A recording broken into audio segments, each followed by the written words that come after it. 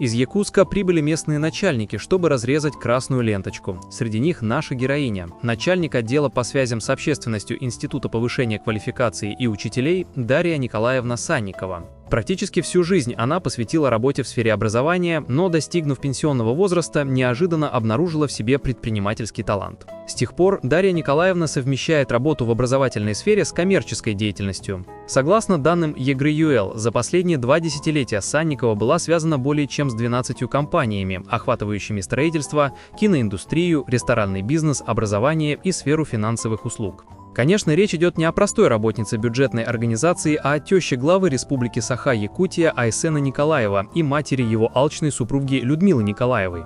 Ее активная предпринимательская деятельность началась в начале 2000-х годов, почти одновременно с тем, как Айсен Николаев занял пост министра финансов Якутии. Уже в этот период Санникова фигурирует как учредитель строительных и финансовых предприятий.